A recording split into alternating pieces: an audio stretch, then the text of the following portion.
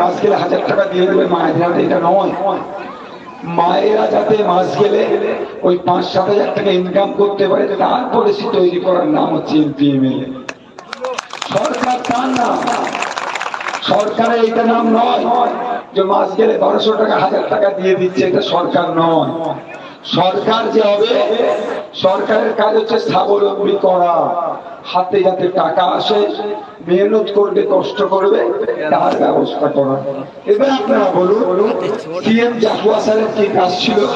পার্লামেন্টে গিয়ে বলা যে আমি মথুরাপুর লোকসভার এমপি, মথুরাপুরের মধ্যে অনেক দর্জি শ্রমিক আছে, ফলে যে দর্জি শ্রমিকরা এখন খাচ্ছে বেশি, ইনকাম করছে কম, তাদের যাতে রুজি রুটি বাড়ে, তাদের হাতে যাতে দুটো টাকা আসে, তার পলিসি তৈরি করতে হবে। কিন্তু ব্যর্থ হয়েছেন উনি পলিসির কথা বলতে পারেননি। আপনাদের বলবো, আপনাদের এই দুরবস্থা যদি আপনারা কাটিয়ে উঠতে চান, আজকে 1000-1500 টাকা ইনকাম হচ্ছে বলে আপনাদের ছেলে মেয়েরা চলে যাচ্ছে কোথায়? অন্ধ্রপ্রদেশ, তামিলনাড়ু, কেরলা, টাকাতে চলে যে কাজ করছে, পরিবারকে ছেড়ে তাদেরকে থাকতে হচ্ছে, পরিযায়ী শ্রমিকের তকমা নিতে হচ্ছে, অনেক সময় অ্যাক্সিডেন্টে মারা যাচ্ছে, লাশ হয়ে বাড়ি হচ্ছে, তাই তো? এই দুরবস্থার যদি আপনারা ঘুচাতে চান, এই দুরবস্থা থেকে যদি আপনারা মুক্তি পেতে চান, তাহলে বলবো অধ্যাপক অজয় কুমার দাসকে 1 তারিখে ধামসঙ্গে ভোট দিয়ে পার্লামেন্টে পাঠান। অধ্যাপক অজয় কুমার দাস পার্লামেন্টে গিয়ে ভারত সরকারের মন্ত্রীকে বলবে আমাদের নতুন পলিসি তৈরি করতে হবে। নতুন পলিসিটা কি? এই এখানে শ্যামসুন্দর চকে একজন দর্জি শ্রমিকের সেলাই করা কাপড় আমেরিকাতে পাঠাতে হবে বিক্রি করার জন্য, সৌদি আরবে পাঠাতে হবে, জার্মানিতে পাঠাতে হবে, জাপানে পাঠাতে হবে, ফ্রান্সে পাঠাতে হবে, অস্ট্রেলিয়াতে পাঠাতে হবে, পৃথিবীর বিভিন্ন দেশে এই শ্যামসুন্দর চকে তথা কাকদ্বীপের কুলবীর মানুষের সেলাই করা কাপড় যখন পৃথিবীর অন্যান্য দেশে গিয়ে বিক্রি হবে, ওখান থেকে ডলার আসবে। ডলার যখনই আসবে, শ্যাম বসুর চকে যারা দর্জি শ্রমিক তাদের হাতে তখন টাকা বাড়বে, 1500 থাকবে না, সেই 5000 বাড়িয়ে চলে যাবে একটা সরকার। এই জন্যই তো বলছি, কেন শ্রমিকরা ভোটটা দেবে? কেন আমাকে ভোটটা দেবেন? আপনি শ্রমিক, আপনার লাভের জন্যই তো দেবেন। আপনি কৃষক, কেন আমাকে ভোটটা দেবেন? আপনার লাভের জন্যই তো। কৃষক কেন ভোটটা দেবে? পার্লামেন্টে গিয়ে বলবেন অজয়দা আপনাদের কথা। যেমন পশ্চিম বাংলা থেকে এসেছি, মথুরাপুর থেকে এসেছি, মথুরাপুরের হেভি অংশের মানুষ কৃষিকাজের সাথে যুক্ত। দুঃখের বিষয়, মথুরাপুরের কৃষকরা মাস গেলে মাসের শেষে মাত্র 7000 টাকার নিচে ইনকাম করে, বিলো 7000। ওই কৃষকদের যাতে ইনকাম কম করে 15000 টাকা হয়, এগ্রিকালচার মিনিস্টারশিপ সেন্টারে থাকবে, তার কানের মধ্যে আওয়াজটা বুঝে দেবে। এই জন্যই তো ভোটটা দেবেন। মায়েরা কেন ভোটটা দেবেন? আর মায়েরা বলুন, আজ থেকে 10 বছর আগে এই ভাইগুলো, আপনার বাড়ির ছেলেগুলো সপ্তাহে তারা 4-5 হাজার ইনকাম করতো, আর আজকে এরাই বলছে 1500 ইনকাম করছে। নতুন পলিসি তৈরি করলো না, শুধু 1000 টাকা আপনি হাতে ঢুকিয়ে দিচ্ছে। সমাধান হবে? সপ্তাহে তাহলে এদের কম করে 3500 টাকা লসের আর্ন করছে, সপ্তাহে 3500 টাকা লসের আর্ন করছে, 4 সপ্তাহে 1 মাস, তাহলে 12 আর 4 12 আর 2 14,000 টাকা লসের আর্ন করছে আপনার বাড়ির ছেলেগুলো, আর আপনার হাতে 1000 টাকা মমতা ধরিয়ে দিচ্ছে। এটা মেনে নেওয়া যাবে? নাটক করে লাভ হবে না, কাজের ব্যবস্থা করতে মায়েরাও মেহনত করবে, ঢাড্ডার কাছ থেকে শুরু করে অনেক পলিসি আছে। আগামী দিনে মায়েরা যদি আমাদেরকে সুযোগ দেয়, মায়েদের জন্য আমরা পলিসি আনবো। কম করে সংখ্যাতে মাসে 5-7 হাজার ইনকাম করে, যাতে বাড়িতে বসে বাড়ির কাছে এলাকাতে থেকেই তার ব্যবস্থা আমরা করবো। ওই 1000-1200 মায়েদের কাটকে রাখবো না, স্বাবলম্বী করবো। এখন কি বলছে? ভোট না দিলে লক্ষ্মীর ভান্ডার বন্ধ করে দেবো। তাহলে মাকে তো ভিক্ষা দেওয়া হচ্ছে। মমতা ব্যানার্জি বাড়ির টাকা নাকি? বাপিরা আপনারা জমি বিক্রি করা টাকা নাকি এটা জনগণের ট্যাক্সের টাকা। তাই বলবো আপনাদেরকে, আপনারা যদি চান আপনাদের ওই কথা বলা দরকার, আমি আপনাদের বলবো অন্য কোনো ফুলে হাত দেবেন না, বিজেপি তৃণমূলে হাত দেবেন না। ওই দেখুন আপনারা এই যে আমাকে মালাটা দিয়েছিল, এই এখন আমাদের দাদার গলায় আছে, আপনি বলুন এইটা 3 দিন যদি রাখি তারপরে কি হবে? শুকিয়ে যাবে, পচে যাবে। তারপরে কি করতে হবে? সার গাড়ায় ফেলে দিতে হবে, নাহলে পোকা হবে, শরীরে ঢুকবে। একজনকে 10 বছর ধরে একটা ফুলকে দেখলেন এখন এক্সপায়ার ডেট হয়ে গেছে, ও পচে গিয়েছে, ওটা আর রাখবেন না। একটাকে 13 বছর ধরে দেখছেন,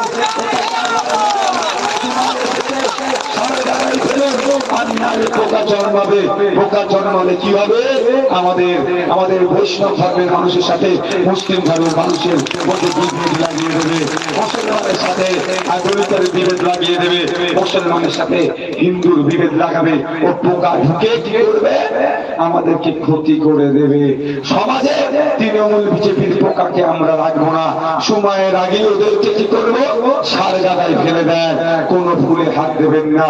আর এখানে জোট হয়েছে নাকি শুনেছি, এখানে সিপিএম কংগ্রেস থেকে নাকি প্রার্থী দিয়েছে।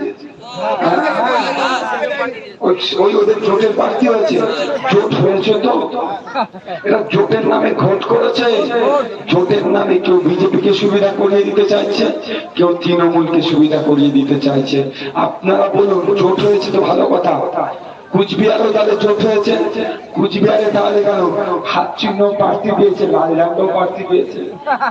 হ্যাঁ, প্রশ্ন করবো না আমরা? পুরুলিয়াতে হাত চিহ্ন প্রার্থী দিয়েছে, সিংহ চিহ্ন প্রার্থী দিয়েছে। কি জোট হয়েছে ভাই? জোটের নামে ভোট পাঠিয়ে বিজেপি তৃণমূলকে আগে সুবিধা করে দিচ্ছে না তো ভাবতে হবে। সত্যিকারের যদি জোট হয়ে থাকে, আমার একটা আবদার, কালকে সন্ধ্যে 6টা পর্যন্ত প্রোগ্রাম করা যাবে। আর আমি এখন বলছি না, আমি 10 দিন ধরে বলে আসছি, পশ্চিমবাংলায় সত্যিকারের অর্থে যদি বিজেপি তৃণমূলকে হারাতে চাই, এই কংগ্রেস আর সিপিএম মিলে, তাহলে পশ্চিমবাংলাতে রাহুল গান্ধী, প্রিয়াঙ্কা গান্ধী, সোনিয়া গান্ধী, এই 3 গান্ধীর মধ্যে এক গান্ধীকে নিয়ে এসে পশ্চিম বাংলার কোন স্টেজ থেকে বলুন তৃণমূলের বিরুদ্ধে ভোট করতে হবে। এতটুকু শব্দ করবে না। কি জোট হয়েছে? রাহুল গান্ধী সারা ভারতবর্ষ চলছে, পশ্চিম বাংলায় আসছে না। এখানে জোটের নামে ভোট হয়েছে। কংগ্রেসের বন্ধুদের বলবো, মূল্যবান ভোটকে নষ্ট করবেন না। যে রাহুল গান্ধী আগামী প্রধানমন্ত্রীর মুখ, সেই রাহুল গান্ধীকে পার্লামেন্টে যেতে দেবে না বলে লাল ঝান্ডা কেবলার অয়ননে এই রাহুল গান্ধীর বিরুদ্ধে প্রার্থী দিয়ে দিয়েছে। সেই জন্যই তো হয়তো রাহুলজি আসছে না। রাহুলজি কেন পশ্চিমবাংলায় প্রোগ্রামে আসছে না? সিপিএম এর সাথে ঘর সংসার করবে না বলে। কারণ এই রাহুল গান্ধীকে আটকাচ্ছে। তাই বন্ধুগণ, কংগ্রেসের বন্ধুদের বলবো, আপনাদের মূল্যবান ভোট কোন কাজতে তারা চিহ্নকে দিয়ে লাভ হবে না। দিন খাম চিহ্ন অলরেডি পার্লামেন্টে চলে গিয়ে পৌঁছে গিয়েছে। শুধু শান্তিপূর্ণ ভাবে ভোট হোক আর আপনাদের আশীর্বাদের অপেক্ষা।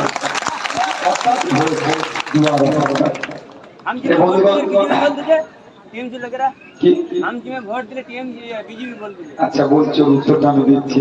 ভালো প্রশ্ন করেছে। দুটো কথা বল, বেশি প্রশ্ন করবেন না, আজকে আমার শরীর। আচ্ছা দুটো কথা, ঘরের কথা বলবো আর বিজেপির কথা বলবো, তাই তো? 1998 সালে তৃণমূল তৈরি হয়েছে কার হাত ধরে? এবার বলুন, পশ্চিমবাংলায় বিজেপি নেতারা বিভিন্ন জায়গায় অবাঞ্ছিত মন্তব্য করে বেড়াচ্ছে। মমতা ব্যানার্জি তার বিরুদ্ধে অ্যাকশন নিয়েছে? কেন নেয়নি? আর আপনারা বলুন, আপনার মায়েরাকে বলতে পারবে, মা আপনার গর্ভে যে সন্তানের জন্ম হয়েছে, যতই অবাধ্য হোক, যতই বদমাইশ হোক, যতই দুষ্ট হোক, তাকে কি আপনি ছেড়ে থাকতে পারবেন? পারবেন কি? সম্ভব নয়। বিজেপির গর্ভে তৃণমূলের জন্ম হয়েছে। যতই শিক্ষা চলুক না কেন, বিজেপি তৃণমূলকে ছাড়বে না, অর্থাৎ কষ্ট দেবে না। কারণ দিনের শেষে মা সন্তানকে যেমন কষ্ট দিতে পারে না, বিজেপি তৃণমূলকে কষ্ট দিতে পারে না। দ্বিতীয় এবার বলুন, যারা আমরা এখানে আছি, আমরা আমাদের গার্জেনকে কি বলি? আমরা পিতা, আমাদের গার্জেন যারা অভিভাবক, যাই বলুন না কেন, আমরা মাথা হাত করে শুনে নি, রাগ হলেও চুপচাপ সব কিছু বলি না। তৃণমূলের অভিভাবককে শুনতে চাই, তৃণমূলের অভিভাবককে, তৃণমূলের পিতাটাকে। বিজেপি যতই অন্যায় করুক না কেন, তৃণমূল অভিভাবকের উপরে কথা বলবে না। সুতরাং বিজেপি বলে নওশাদকে দেখে দিলে ও ক্যাসেট আর বাজবে না, ও পুরাতন হয়ে গেছে ভাই। ও বাংলার মা বোনেরা, বাপ ভাইরা ওটা শুনবে না। তারপরেও আমি বলছি, আমি তৃণমূলের কাঁধে কাঁধ মিলিয়ে লড়াই করবো, বিজেপিকে আটকাবো।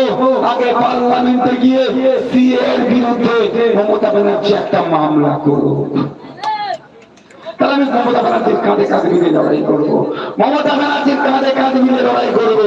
শুভেন্দু অধিকারী যখন মিনাখার এসডিপিও মুসলিম ছিল, তাকে যে তার নামকে নিয়ে যেভাবে চিল্লি করেছিল, তার বিরুদ্ধে মামলা করুক।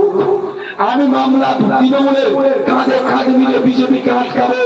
ওখানে শিখ সমাজের এক আইপিএস অফিসার ছিল, তার ধর্মীয় পরিচয় ছিল, তাকে খালিস্তানি বলে যেভাবে অপমান করেছিল বিজেপির কর্মীরা, তার বিরুদ্ধে মামলা করুক।